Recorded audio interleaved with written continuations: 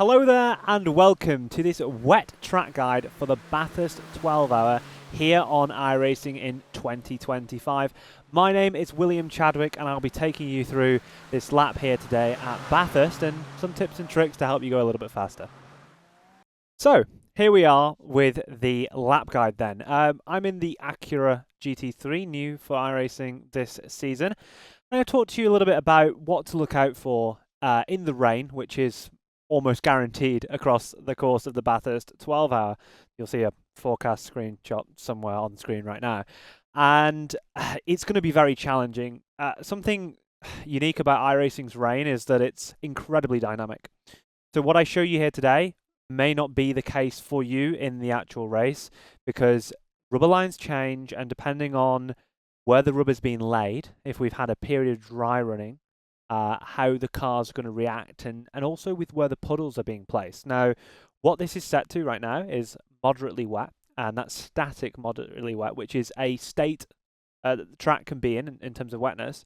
But some of the puddles that have formed here will get bigger if it rains for a longer period of time. Even if the track's still moderately wet, the puddles can appear and change the places that they're in, depending on where cars run through as well. Cars can clear puddles. But also, you know, if the rain's even more intense than this, you may get puddles in different areas. So that's really important to keep in mind. And I'll talk a little bit about where my suggestions would be if things were a bit too tricky for you in this condition, and what you can do to try some different lines. So we're going to start the lap here, going down to turn number 1. And a common theme in wet weather is that you want to avoid the rubber line, but that's not always the case. Distance in iRacing is incredibly important, and minimizing your distance through a corner is very valuable and powerful. So in certain situations, you will not follow that norm of avoiding the rubber. Into turn 1, the rubber in the 100% track state that iRacing gives us isn't too severe. And because we're in a GT3 car with ABS, we can actually brake on this rubber and not have too much of a consequence. And considering how important the exit is through this corner, opening up on the entry is super, super important. So I'm going to play it through, and you'll see that I take a wider line, I come in quite tight, avoiding that puddle on the inside, and I still even take a little bit of curb on the exit. Now, what's important to note here is that I am having to brake a little bit earlier than I would if I was to be braking offline. You can do that. It's giving me that wider line into turn number 1. Now, if this was too tricky for you and you were feeling the car move underneath you when you were braking on this rubber, you can move inside, but do not move half a car inside. If I was to move my car half a car inside to where my left wheels are placed sort of along this line, what you'll get is the car will pivot, because the left side tyres have more grip than the right side tyres, because the right side tyres would still be on the rubber. So you need to come fully to the inside. So have your car placed really on this inside line, not too tight, but if I skip actually to the end of the lap just to show you, we do this at the last corner. So you can see I'm fully on the inside. I'm not half and half. I'm fully on the inside line, avoiding the rubber, because that half and half of where some tyres have more grip and some tyres have less is really deadly, and it can be a really easy way to ruin your race. I can guarantee you that. So turn 1's a fairly simple corner in this weather. You brake on the rubber, you avoid this white line on the outside, which is more slippy than the tarmac, and you just turn the car in, avoiding this puddle on the inside, which could get bigger, but also could disappear in lighter rain scenarios. Therefore, you could take a slightly more inside line, and you get the car rotated and on power early and straightened up, and pretty much all your acceleration and turning is done before you hit the curb, because trust me, you lose a lot of grip when you hit the curb, but we are still able to use this slight bit extra road to get a little bit more minimum speed carried through the corner. That's turn 1, and we'll head down towards turn 2. Same as the dry, you want to hold this middle line so that essentially your ride height is lower. So as you'll see from the cockpit that I'll just show here, you'll see that in the screen you can kind of see, let me get it to a better point, there's maybe a good point, despite the wiper getting in our way. You can see the tracks almost like bowed, a bit like at Le Mans, where the highest part of the track is right down this centre line. And what that means is if we put our tyres either side of this centre line, our car is running at a lower ride height. Now, the reason for why you have got less drag when you're lower to the ground is, well, the basic aerodynamics of it, but also we believe that maybe the diffuser kind of starts to stall out, which can really help you remove a bit of drag. It wouldn't be good if it happened around a corner, but on a straight, you want as minimum drag as possible.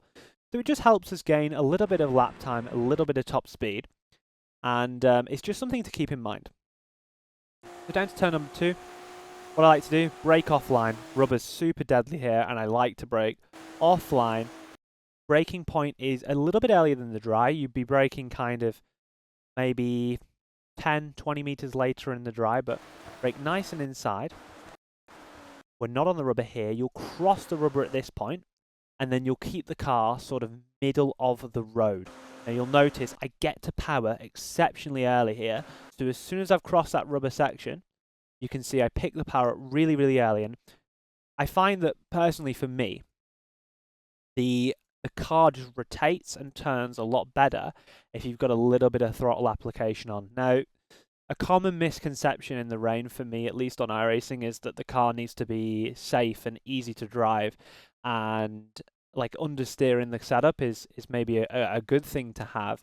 But for me, I feel like rotation is super, super important because we're taking these wider lines where you're not really on the optimal racing line, and you're having to get the car rotated more in the middle of the corner because we're taking this tight line in and we're making essentially the corner a tighter radius.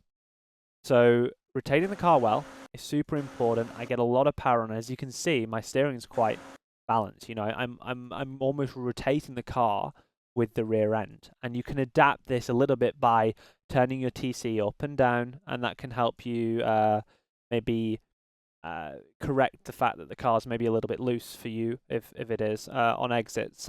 This is currently using only two steps higher wing than we would in the dry, and that is maybe something that is counterintuitive. Most tracks you'd run high wing or the highest wing possible.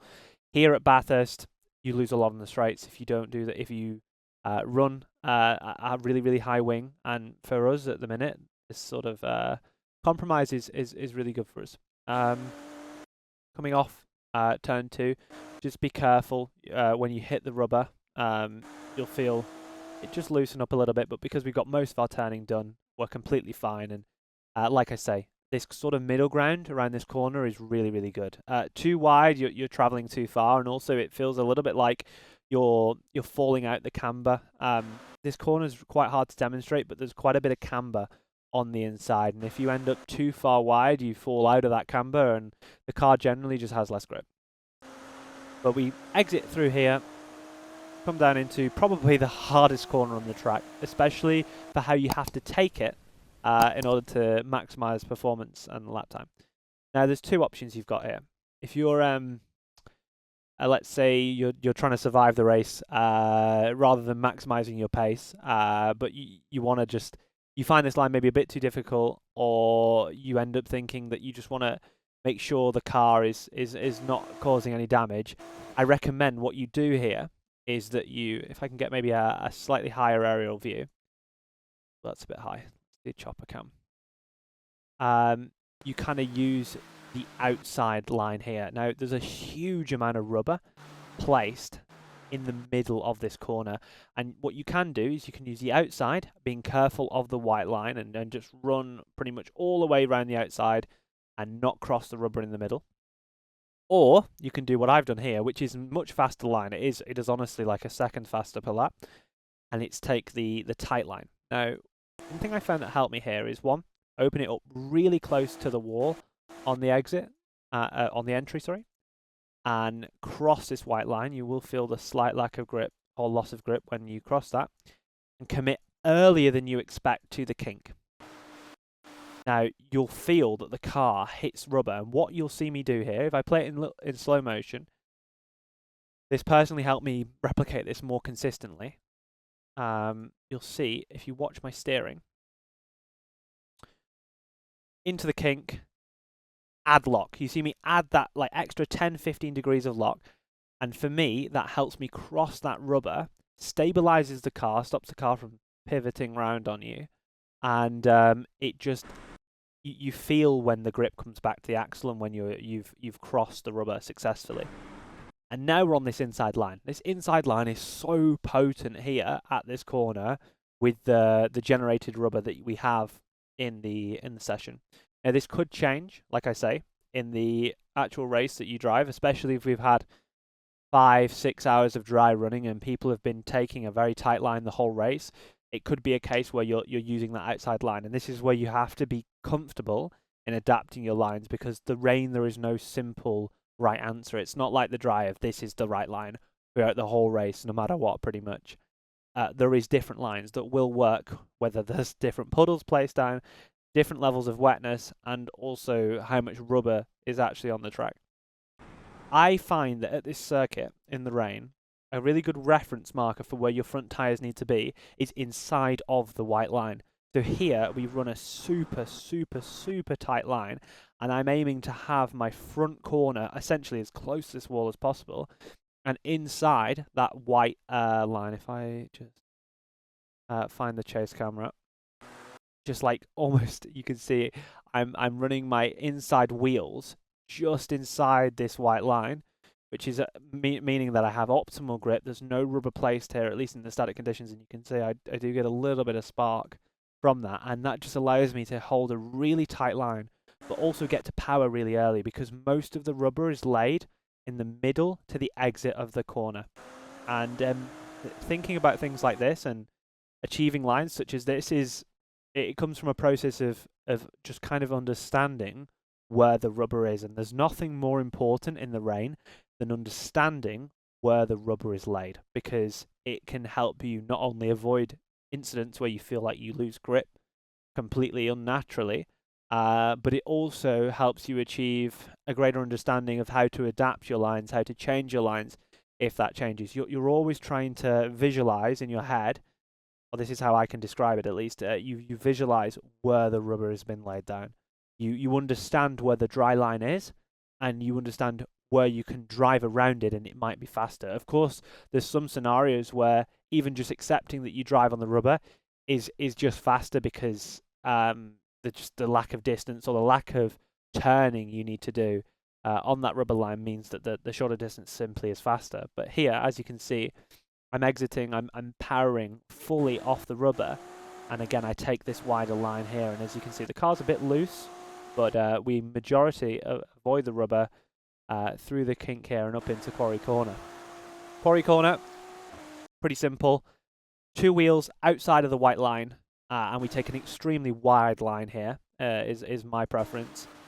You cross the rubber before you kind of get to, let's have a look, just like this green patch on the wall. It might not be there for everybody, so you can use other references such as, if we look in the cockpit, crossing this tree. So you see the tree here. Just after this end tree, you cross, and then you start to turn in. And as you can see, adding lock in, driving through the corner, avoiding that rubber line. And when we cross it on the exit, we're pretty much straight. We've done all our work. Big thing for these high-speed corners is when you cross this rubber, you don't want to still be turning loads. You want to have kind of done all your turning for the corner. As you can see here, I do slightly touch the curb on the exit, which loses me a little bit of traction performance off the corner. And if you were to able to fully avoid this white line and curb, you would get a slightly better exit. But that's how I did it on this lap. Down into turn number 9. Take a sort of shorter run through these, I think it's 7 and 8, which are these 2 little kinks. You just want to shorten that run a little bit. And here is a super tricky corner. A bit like if you've ever rode Atlanta in the wet, or any track that has a compression. You see that here the track goes down, we compress, the car bottoms out as it goes back up the hill, and you get a lot of rubber laid. It's just how iRacing works. I think pretty realistic, I believe, but don't quote me on it. But you get a lot of rubber here, and you really feel the steering start to do pretty much nothing. And it's a super tricky line to execute because it's just a bit. You feel like you've lost control. An alternative to this is you could run sort of middle-ish here and then cross a bit later on and then run around the outside of turn 9, but this would be a lot slower and it would not be the maximum for performance. But if you are struggling, like I know we said on our dry lap guide, that you can really easily hit this wall and get damage. So be very careful, especially when crossing this white line, because you lose grip. Again, as we turn in later, we turn in right at the end where you have this like little grass patch that starts to come back out. Sorry, if I lean forward, it's because I can't actually see the bottom of my monitor with my DDU. So you turn in just after this, or just as this grass patch starts, and you see it in the front of your screen. And then you cross that white line. It can kick a bit sideways once you cross it and apply load to your right side tyres. And you take, again, like a middle to wide line through this high-speed left-hander. And again, as you get onto the exit curbing and where the rubber's starting to be laid up, where my mouse is, you want to have most of your turning done at this point. Run it wide, just like you do in the dry, into turn number 10.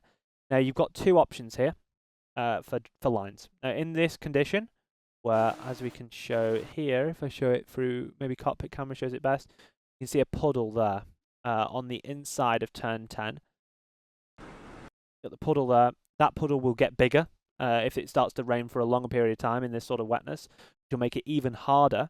But in general, you're going to have puddles here in this sort of level of wetness, which means you just can't go on that inside line. Now, the inside line is quick here, especially if you take like a narrow entry and take the curb and avoid the puddles on the exit if they're there and present. However, in a condition where you've got puddles on this inside line and you're not able to like enter early and avoid these puddles entirely, it is slower, if not the exact same pace, to take that inside line, but I would suggest it's more risky. The outside line here is a bit easier to execute, and how I do so is I run my wheels up onto this curb. Oh. Right. Run my wheels up onto this curb, and again, take this wide entry. Sort of start wide, get towards the middle-ish of the corner, try and rotate the car well, and avoid these puddles on the exit. These puddles are really bad, even in static conditions, and if you hit them, it's not the end of the world. You lose a lot of grip, you gain a lot of drag from dragging your wheels through the deeper water, and lose speed because of that, but yeah, you just want to avoid them, ideally, and you take, sort of a mid-line through this corner, and avoid the puddles on the exit. Like I say, in a damper condition, you can make this inside line work, where there's less rubber down, less puddles that are there, and it can be a lot faster because, do believe me, taking a wide line through this corner for a distance perspective is quite hard, but you can go inside if it's a lighter rain condition. Down the hill, after turn 10 into 11 through to 15, where the dipper is, want to, again, start quite wide, take a normal kind of dry line down the hill. Don't be braking too much as you crest this hill. A bit like we say on the dry guide, you know, if you're braking and turning loads as you cross this like crest in the road, for example, if you were slightly more inside, and you applied a little bit more lock to keep the car as close to the right wall as possible as you go down the hill, and you have a lot of brake on, can really easily, as the car goes light on the crest, it can really easily have you snap round and lose control and big crash. What we do, we start wide, little bit of brake as we go straight, as we crest the hill, close to this wall as possible, just like the dry. And then for me, the next thing you think of is, right, let's turn left and commit towards where the grass is. Grass in the rain, for whatever reason, has good grip. You know, it's almost like the grass doesn't really get that wet, especially in comparison to curbings and paint. So we can commit a little bit to the grass, get two left wheels on this grass, which gives us a nice setup for the dipper, so that you can even commit a little bit more to this without getting an off track and still get good grip.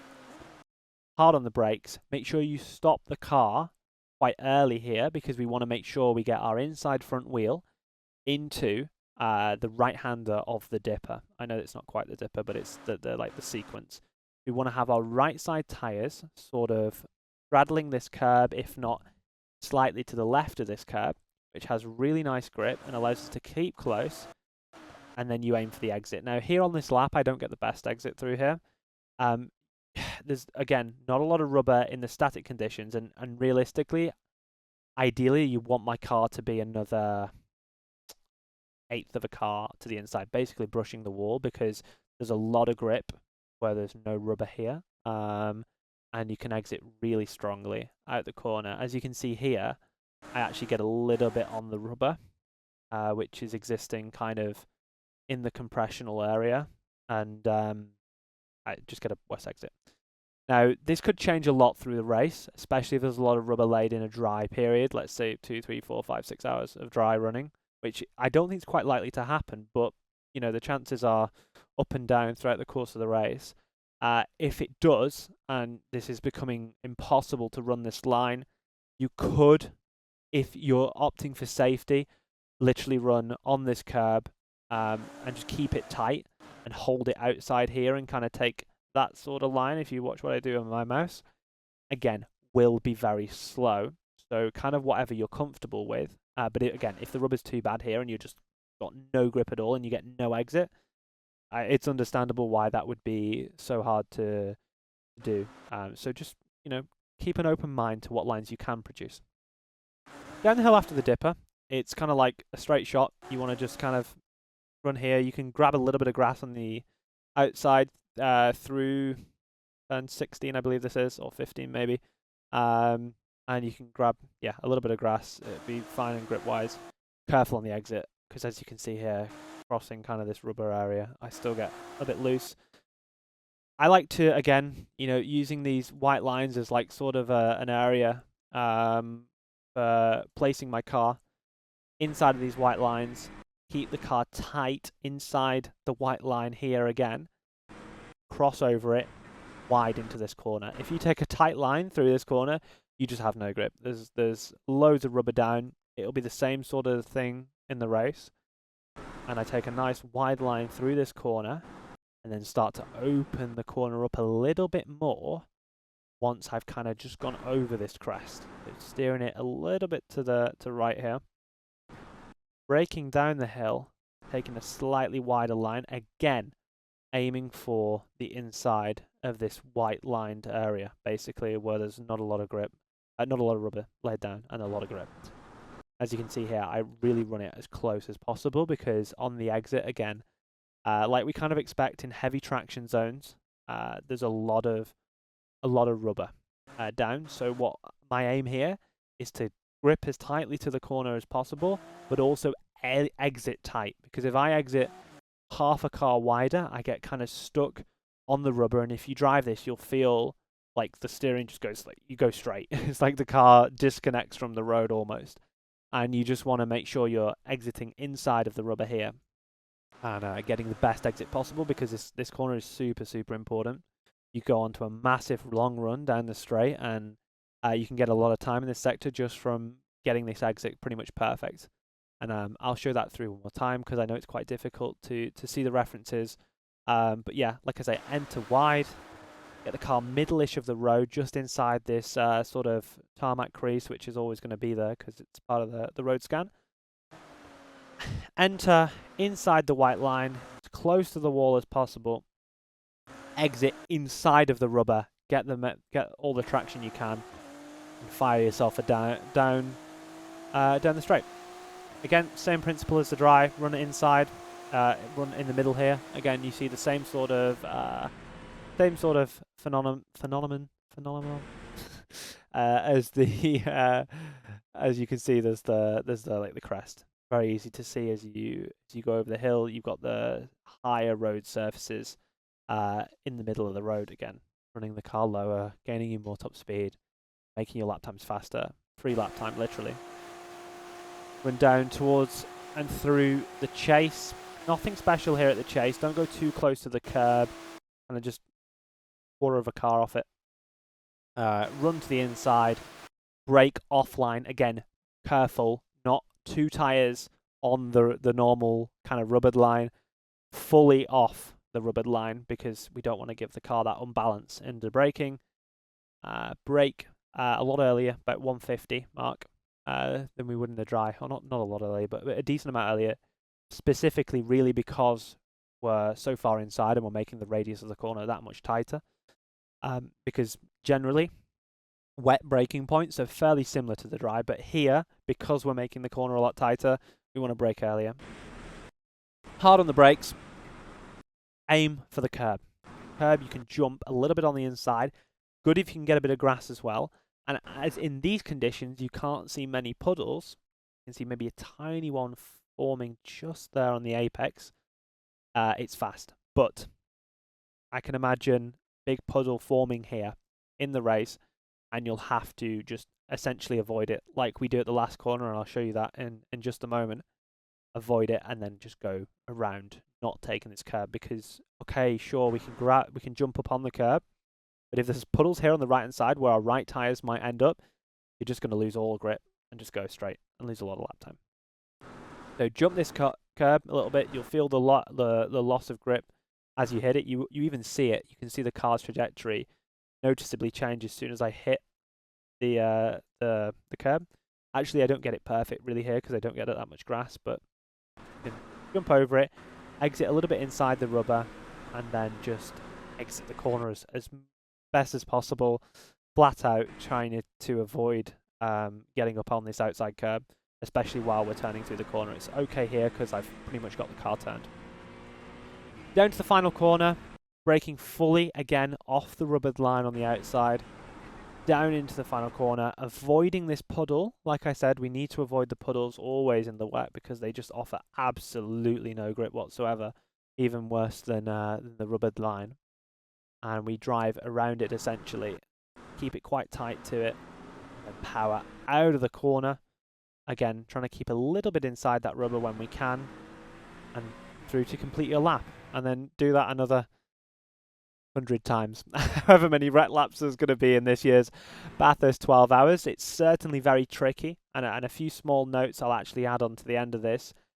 If it's been a period of wet running for a while, you're on slick tyres, and then you come in for your pit stop, just because the track's dried doesn't mean the pit lane's dried, so be exceptionally careful. Maybe use the grass a little bit, and even if you get like just maybe use the grass a little bit with one or two tyres, and just go really, really slowly, especially if you're on slicks and the track's just dry, because it'll be so easy to miss the pit lane if you're on slick tyres on a wet pit lane. So just be aware of that.